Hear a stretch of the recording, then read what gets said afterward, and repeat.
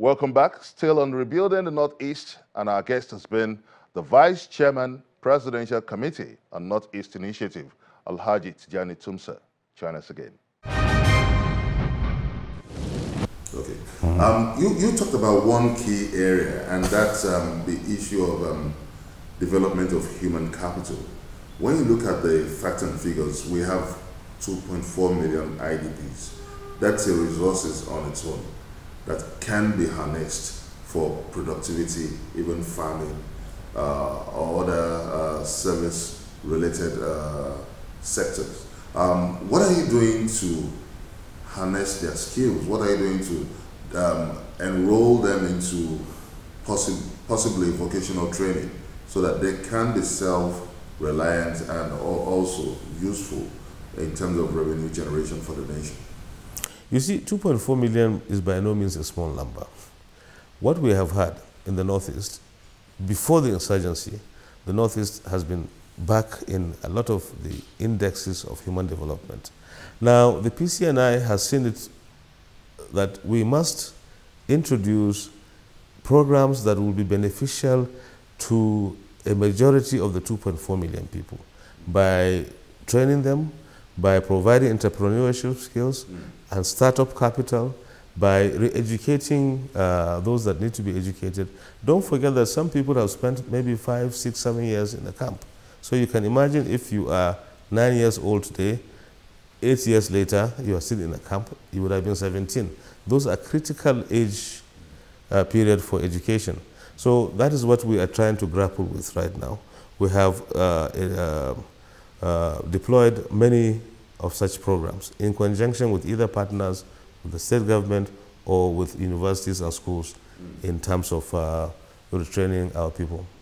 Yeah, when you open the PCNI website, you see reports of investment in the area of medical intervention from the PCNI, but the reports of diseases from the camps is just so enormous to ignore. What's really happening?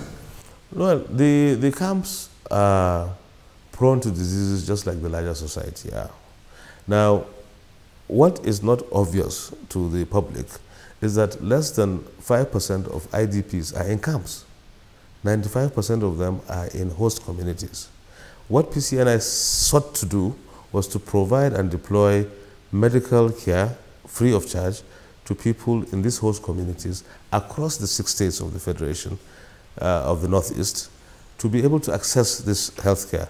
And I'm glad to say that we have achieved quite a bit of success in terms of the number of people that we have reached. In the camps, there have been tremendous efforts also in trying to deploy healthcare and first-hand care to people that are living in the camps. This has been done by a variety of partners, whether it is the Nigerian Air Force, the PCNI itself, some other NGOs, and so on. Are you aware that there is a spread of human immunodeficiency virus in many of these IDP camps? I am not aware that it is higher than the larger society. What we have done also in that respect is to deploy test kits to each and every camp in the Northeast to be able to fish out these problems with a view to solving them within our purview. Yeah, because I'm trying to lead the way back to the question of the report that says that 30 women were raped. Yeah, okay. And people believe that the source of the rate or the number of the human immunodeficiency virus increased after this rape. Seriously? I'm asking you. I am not aware of the story you are talking to me about now. But are you aware that there is an increase in the number of the human immunodeficiency virus? People having it, people living with it at the IDP camps? I am not aware. Okay, do you have statistics of the number of people living with this? Because you said you brought in test kits. Yes. So for you to be releasing test kits, that means you must have... We do have statistics. We do have statistics. So how many people are living with Well, I don't have it right now, but I can get it to you as soon as we are through this interview. Let's come back to educational development now. In terms of bringing the IDP children back to the classroom. What has been the experience so far? Will you give us an update on this?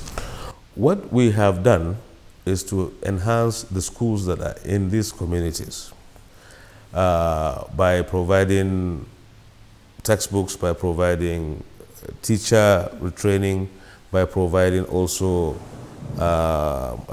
school bags for the students. And for the teachers, also instructional materials and also rehabilitating of the school facilities themselves.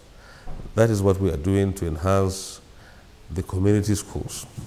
In the IDP camps themselves, there are temporary schools and learning spaces that have been created to allow for kids to resume school and not be left behind.